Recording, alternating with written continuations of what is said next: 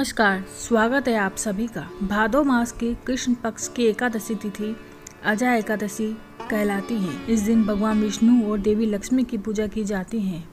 विधि विधान से अजय एकादशी का व्रत एवं पूजन करने से और कथा का श्रवण करने से या पढ़ने से सभी पापों का नाश होता है और सुख समृद्धि में वृद्धि होती है। भादो मास की कृष्ण पक्ष की एकादशी तिथि पर आज एकादशी कथा सुनते हैं।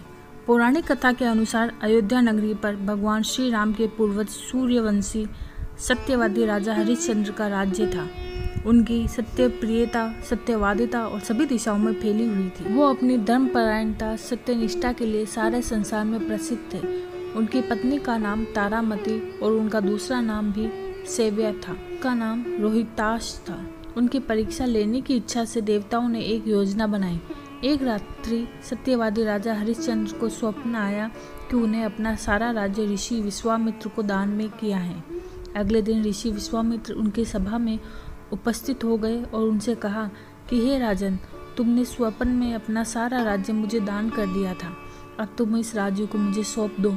राजा हरिश्चंद्र ने सत्य का पालन करते हुए अपना राज्य ऋषि विश्वामित्र को सौंप दिया। सारा राज्य लेने के बाद भी ऋषि विश्वामित्र ने राजा हरिश्चंद्र से दक्षिणा में 500 स्वर्ण मुद्राओं की मांग की। राजा हरिश्चंद्र अपना राज्य और सारा धन तो पहले ही उन्हें दे चुके थे।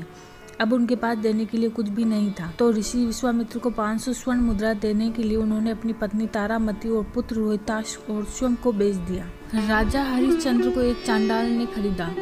उसने उन्हें शमशान में मृतकों के परिजनों से शवदाह के लिए कर लेने के लिए कार्य पर लगा दिया।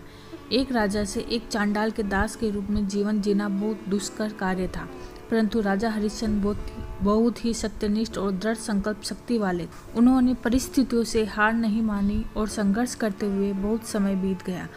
सौभाग्यवंश एक बार महर्षि गौतम से राजा हरिश्चंद्र की भेंट हुई। तब उन्होंने महर्षि गौतम से अपनी सारी व्यथा कही और उनसे उस परेशानी से निकलने का उपाय पूछा।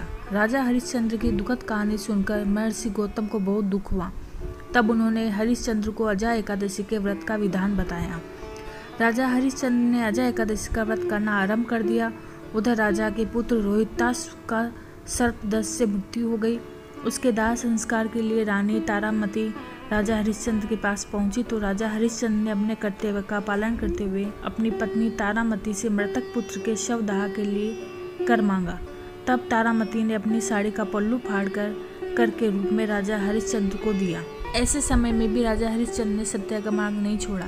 यह देखकर आकाश में देवता प्रकट हो गए और उन्होंने राजा हरिश्चंद्र से कहा, हे राजन, सत्यनिष्ठा और कर्तव्यपरायणता का जो आदर्श प्रस्तुत किया है उसे अनंत काल तक लोगों की स्मृति में रहेगा। तुम सत्यवादिता के प्रतीक के रूप में जाने जाओगे। तुम्हारी ख्याति अमर रहेगी। फिर उन्होंने बताया कि यह सब आपकी परीक्षा थी और तभी उनका पुत्र भी जीवित हो गया और देवताओं ने अपनी सारी माया समाप्त कर दी।